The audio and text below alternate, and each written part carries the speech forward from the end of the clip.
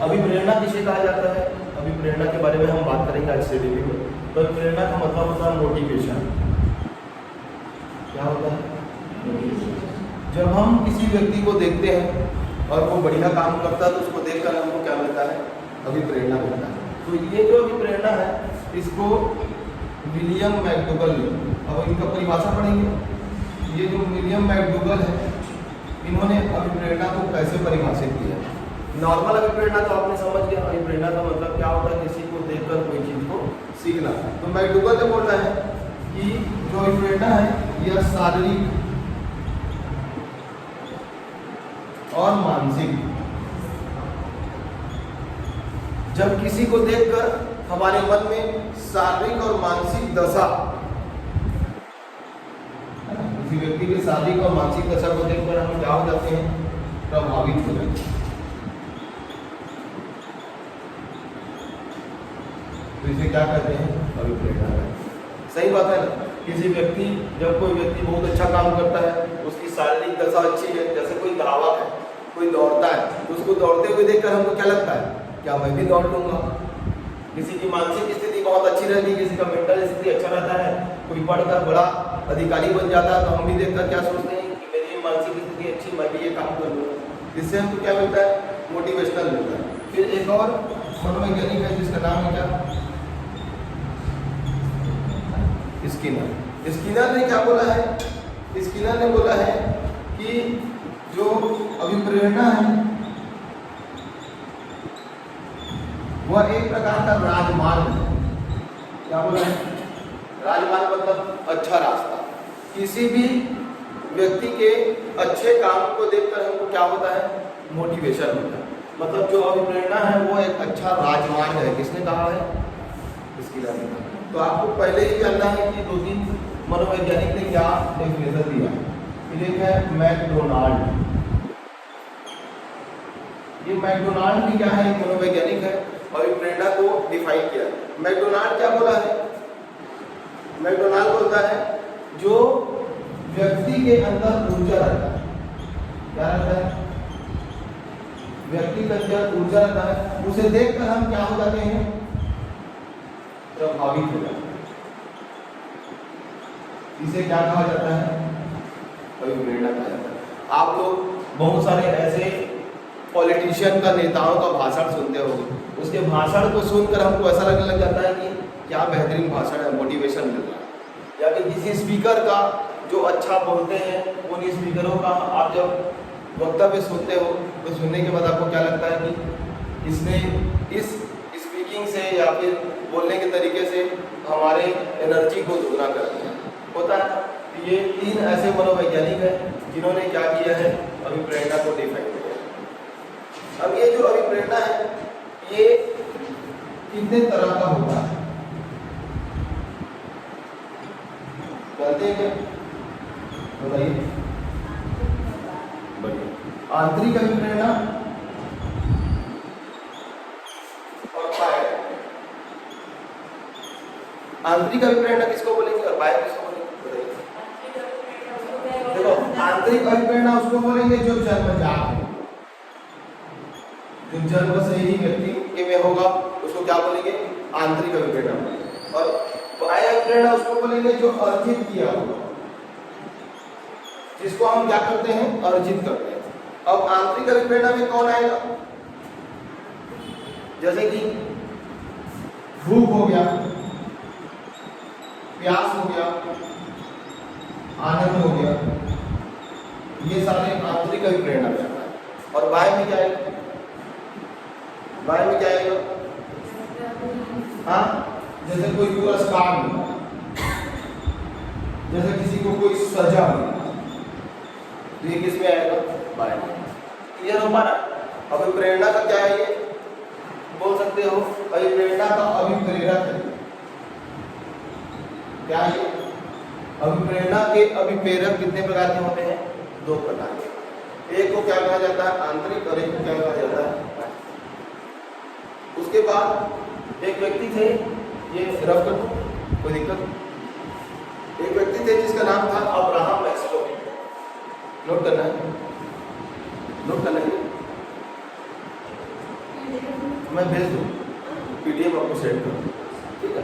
अभी देखिए, एक मनोवैज्ञानिक थे जिनका नाम था अब्राहम मैस्लो, सुने होंगे आपको नाम। अब्राहम मैस्लो जो थे वो कहाँ के थे? इंग्लैंड के थे।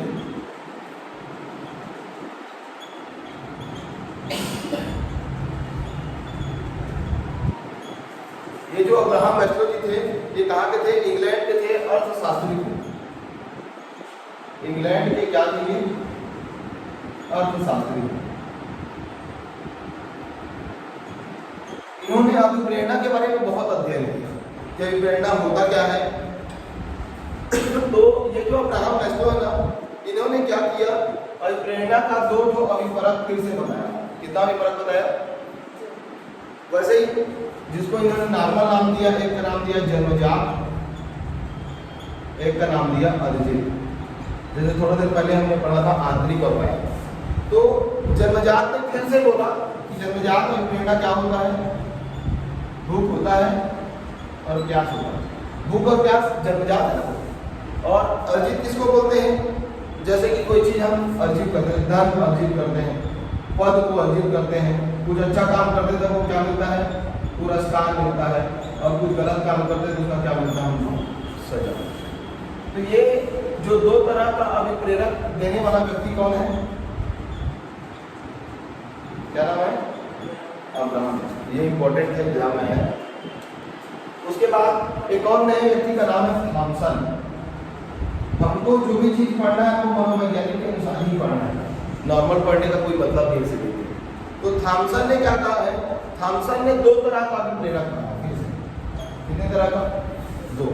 एक को कहा जाता है स्वाभाविक,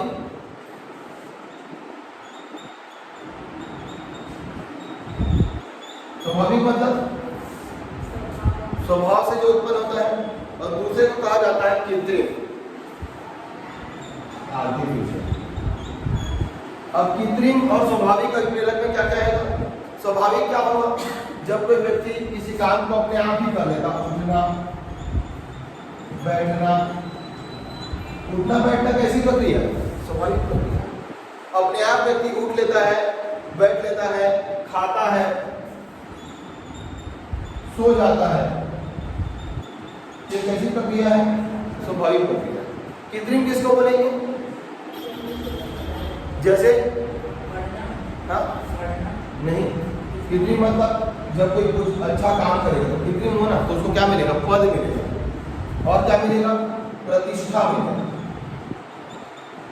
वही आप वर्क करोगे, वर्क करना क्या है? कृत्रिम है, तो उससे आपको क्या मिलेगा? सम्मान मिलेगा। ये किसके अनुसार है?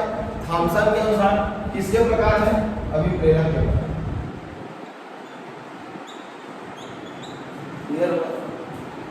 मैं बोल रहा हूँ कि अलग अलग मनोवैज्ञानिक के अनुसार अलग अलग अभिप्रेरक दिया।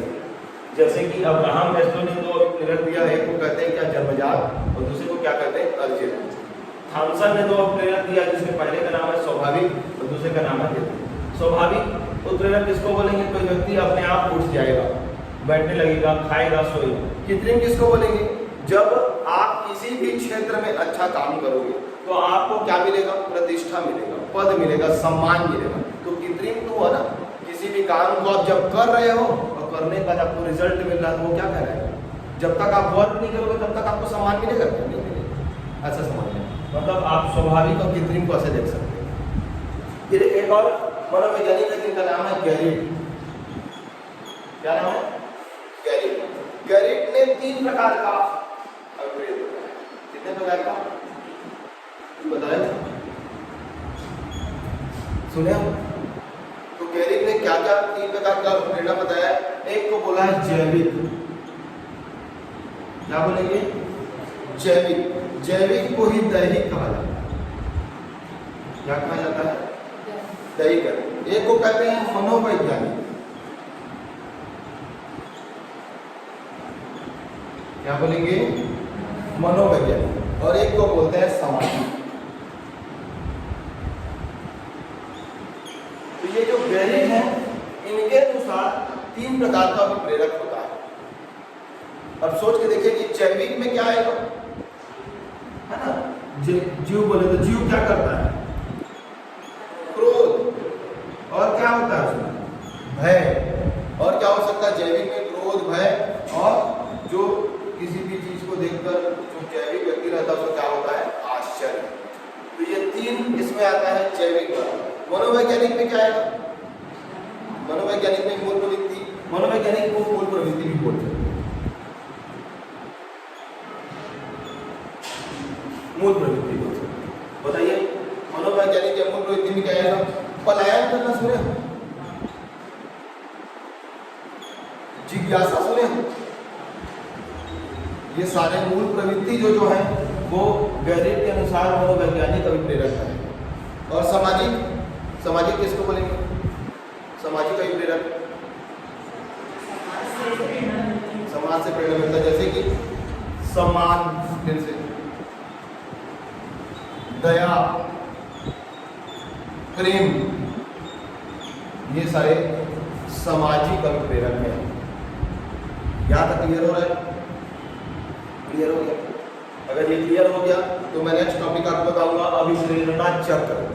क्या बताऊंगा? अभिप्रेरणा चक्र। आपको नोट करने की जरूरत नहीं है, मैं आपको पीडीएफ सेंड कर दूंगा, उससे आप देख के नोट्स बनाएंगे। हमारा अगला टॉपिक क्या है? अभिप्रेरणा चक्र, मोटिवेशन साइकिल। इंग्लिश में क्या बोलेंगे? Motivation cycle.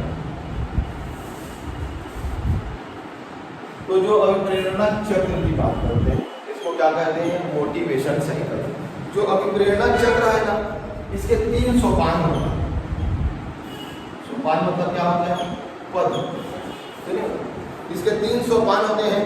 पहले सोपान को कहा जाता है आवश्यकता। क्या बोलते हैं? आवश्यकता, किसी चीज की जरूरत होगी। दूसरे सोपान को कहा जाता है चालक। क्या बोलते हैं? चालक। और तीसरे सोपान को कहा जाता है प्रोत्साहन। क्या कहा जाता है? चालक मतलब क्या होता है? चालक किसको बोलेंगे? जनरल भाषा में चालक मतलब क्या होता है? जो ड्राइव करता है। आवश्यकता किसको बोलते हैं? नीड, जिस चीज की हमको जरूरत रहती। और प्रोत्साहन किसको बोलते हैं? इंसेंटिव। जब हम कोई अच्छा वर्क करते हैं तो हमको क्या मिलता है? इंसेंटिव मिलता है। तो ये अब प्रेरणा चक्र के कितने सोपान हो गए? 3 सोपान हो गए। अब इसी से मिलकर ना एक फार्मूला बनता है। क्या फार्मूला बनता है? मोटिव या मोटिवेशन बराबर, मोटिवेशन बराबर होता है नीड प्लस ड्राइव। नीड और ड्राइव दोनों मिलेगा, उसके साथ किसको जोड़ देंगे? इंसेंटिव को जोड़ देंगे। देख रहे हो फार्मूला? किसी भी व्यक्ति को मोटिवेशन कब मिलेगा? जो उसकी जरूरत होगी। नीड और ड्राइव और इंसेंटिव दोनों को जोड़ोगे तो क्या मिल जाएगा? मोटिवेशन मिलेगा। अगर ऐसे फार्मूला का उपयोग पूछेगा तो आपको बताना। अब देखो एक डायग्राम से समझते हैं। जैसे ये कोई क्या है? चक्र। किसी भी चीज की हमें क्या होगी? आवश्यकता होगी।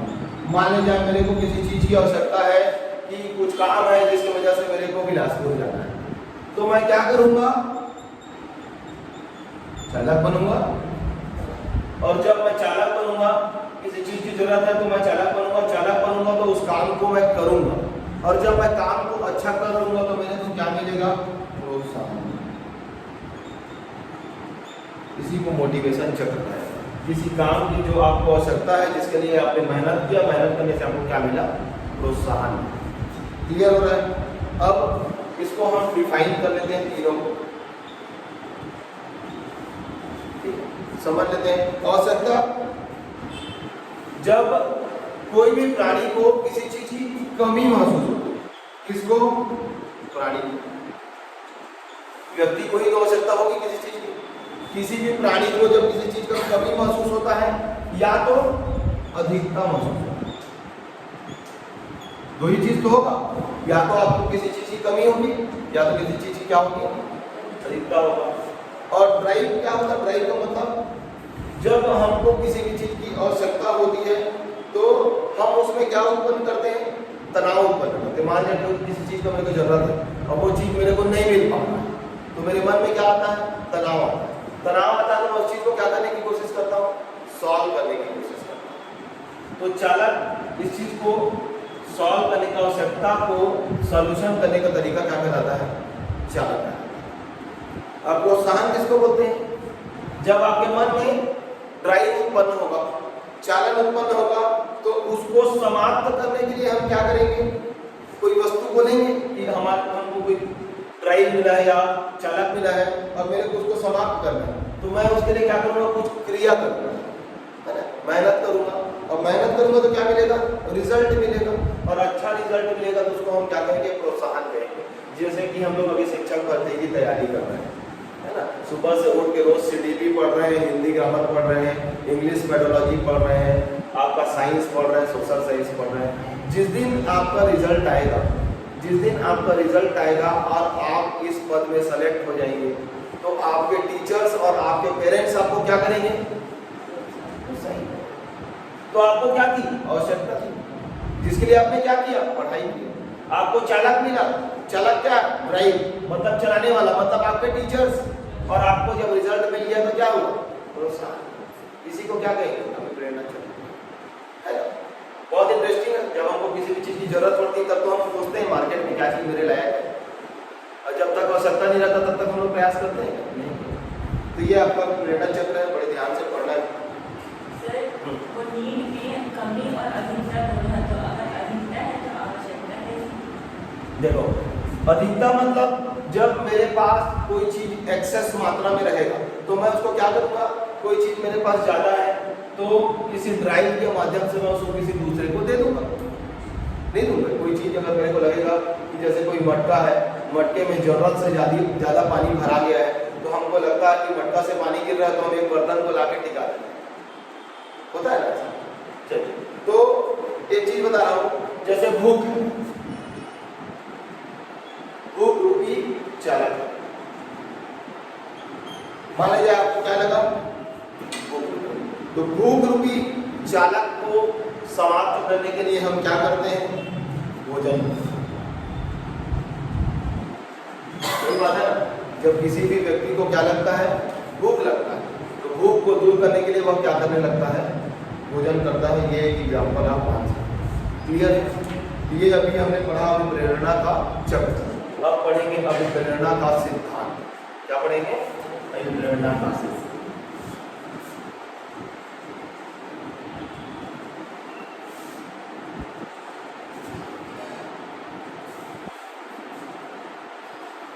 कोई बताएगा अभिप्रेरणा का सिद्धांत का? तो कोई थोड़ा बहुत पता हो।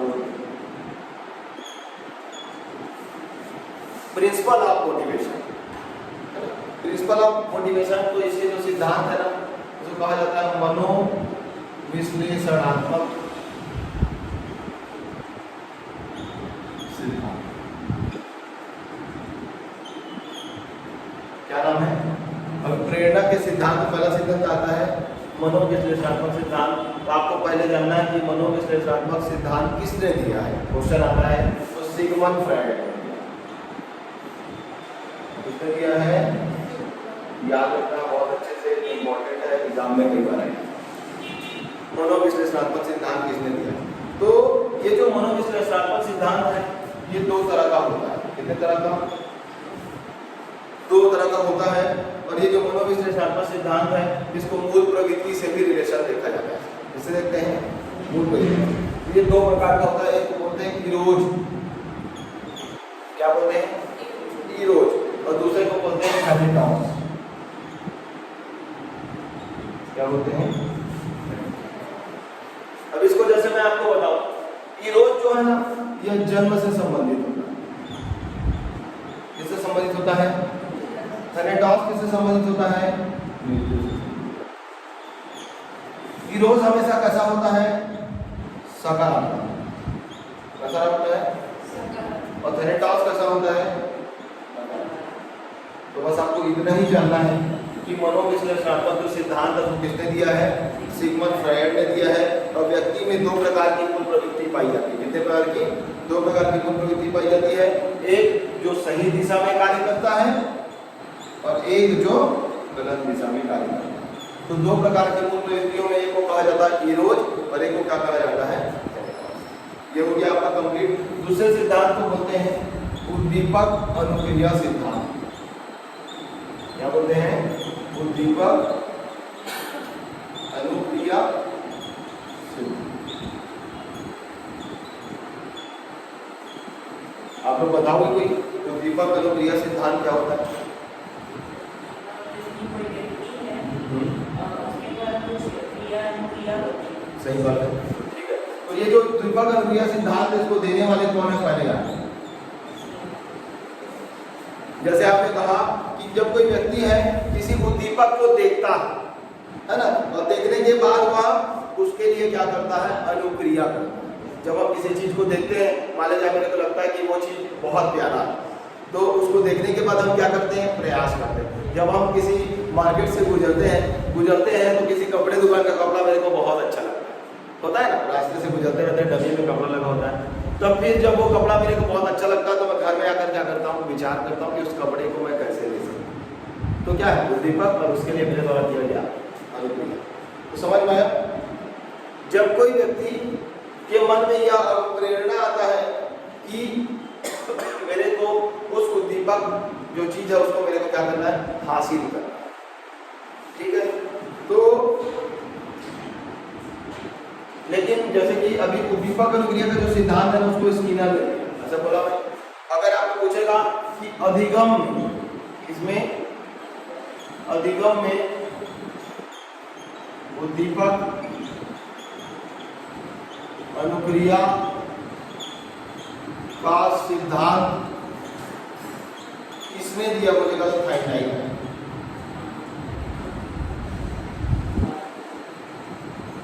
हाँ, समझ पा रहे हैं ना? मतलब अगर उद्दीपक अनुक्रिया सिद्धांत अभी प्रेरणा के लिए पूछेगा तो क्या है, समझ में, और अधिगम के लिए पूछेगा तो क्या है, इसीलिए आपको कंफ्यूज नहीं होगा। यहाँ तक कोई समस्या? हाँ, उद्दीपक अनुक्रिया सिद्धांत किसके लिए है, अभिप्रेरणा के लिए। तो इतने को आप बहुत अच्छे से करिएगा। अभी फिर नेक्स्ट मैं अभी कुछ देर बाद आपको प्रेरणा का सेकंड पार्ट बताऊंगा। अभी हमने क्या क्या पढ़ा उसको आप एक बार देखिए कि अभिप्रेरणा का परिभाषा पढ़ा, अभिप्रेरणा की क्या बात पढ़ी हम लोग, अभिप्रेरक विभिन्न मनोवैज्ञानिक के हिसाब से, फिर अभिप्रेरणा का चक्र, और लास्ट में अभिप्रेरणा का शिक्षण। बहुत ज़्यादा इंपॉर्टेंट है, इसको अच्छे से पढ़िएगा, यहाँ से क्वेश्चन आता है, ठीक है। ठीक है, चलिए हम लास्ट क्लास में पढ़े थे प्रेरणा का सिद्धांत। अब प्रेरणा के सिद्धांत में तीसरा सिद्धांत है। तो सिद्धांत हमने क्या क्या पढ़ा है बताइए। पहले सिद्धांत का क्या नाम है, मनोविश्लेषणात्मक सिद्धांत है, उद्दीपक अनुक्रिया का सिद्धांत। तीसरे सिद्धांत कहा जाता है चालक का सिद्धांत। क्या कहा जाता है, चालक। क्या होता है चालक का सिद्धांत, पूरा बताइए।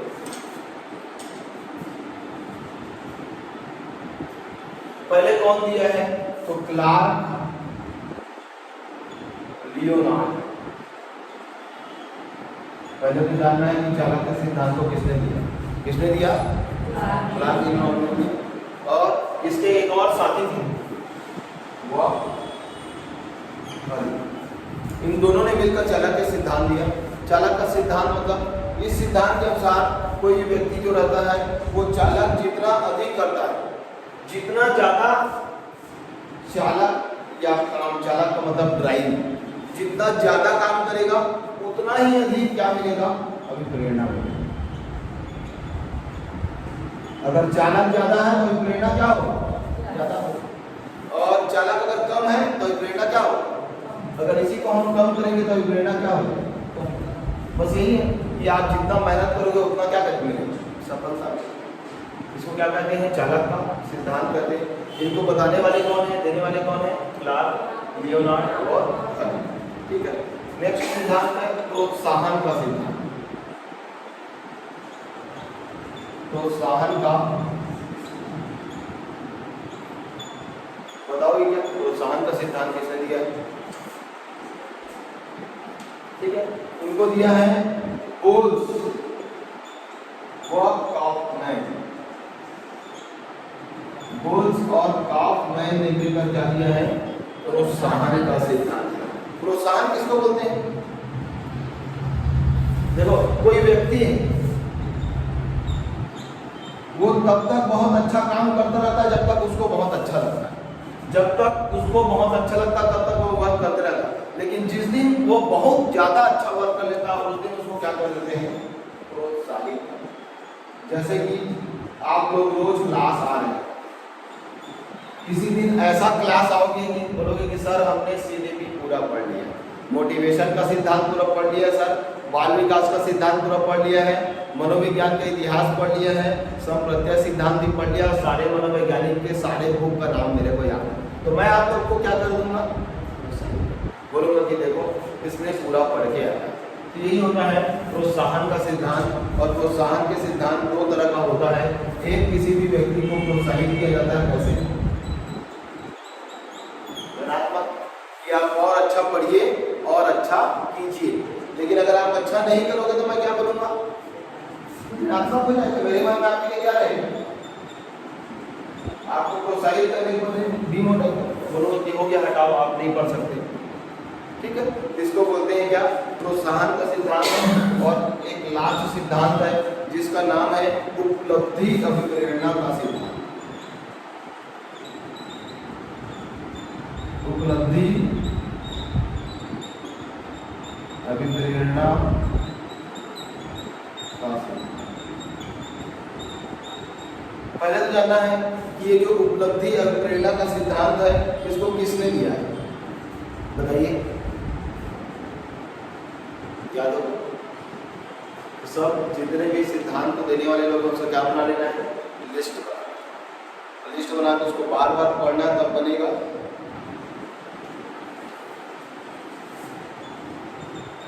एटली किन्सन किसने दिया है, एटली किन्सन, क्या नाम है, एटली किन्सन और मैक्सिल खंड।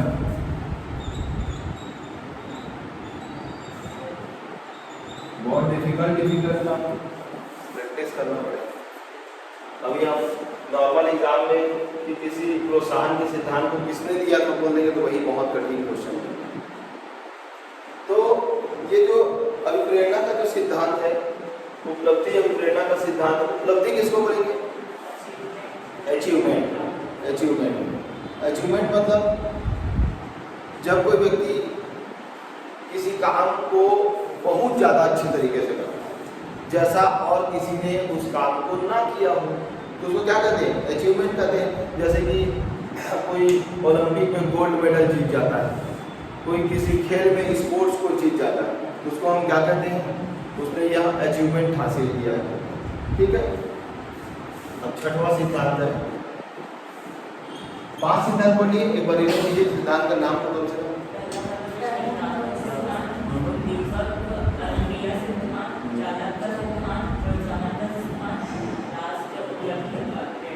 ठीक है, नेक्स्ट है अभिप्रेरणा। अभिप्रेरणा का सिल्वर, क्या कहेंगे, अभिप्रेरणा का सिल्वर सिद्धांत। सिल्वर मतलब ध्यान दें तो क्या होगा, मतलब क्या होगा बताइए। बस इसको ये जानना है कि ऐसा सिद्धांत जो प्रेरणा से रिलेटेड है और थोड़ा सा अच्छा है। सिल्वर मतलब क्या, अच्छा है, मतलब वो सिद्धांत जो लोगों को क्या देता है, मोटिवेशन देता है। तो आपको बस ये जानना है कि प्रेरणा का जो सिल्वर सिद्धांत है उसको विलियम जेम्स कौन दिया है,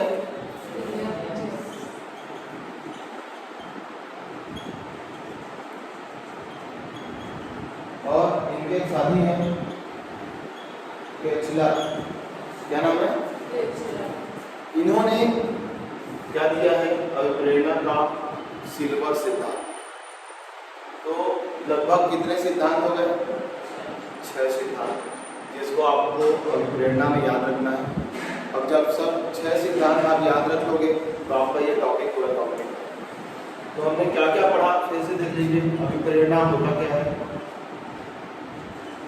अभिप्रेरणा का परिभाषा, फिर उसके बाद ये परिभाषा पढ़े, फिर इसका क्या क्या पढ़े, अलग अलग मनोवैज्ञानिक के अनुसार इसके अभिप्रेरक, फिर क्या पढ़े, अभिप्रेरणा का शब्द, 3 प्रकार का चक्र था, क्या क्या था, फिर अभिप्रेरणा का क्या पढ़े, प्रेरणा का, अगर हम इसको देखेंगे तो देखने में बहुत कठिन भी लगेगा और बहुत सरल भी लगेगा, क्योंकि अगर पेपर में अचानक से पूछ दिया चालक का सिद्धांत किसने दिया तो हम बताएंगे क्लार्क, लियोनार्ड और हल ने दिया। अगर आप बना लिए तो क्वेश्चन क्या है, बहुत आसान है। अगर आपसे नहीं बना तो यही क्वेश्चन क्या हो जाएगा। तो आज की क्लास में हमने पूरा क्या कंप्लीट कर लिया, और ये प्रेरणा का सिद्धांत इसको ऑब्जेक्टिव क्वेश्चन में आपको नेक्स्ट क्लास में बता दूंगा, आप उसको रिवाइज कीजिएगा, यहाँ से क्वेश्चन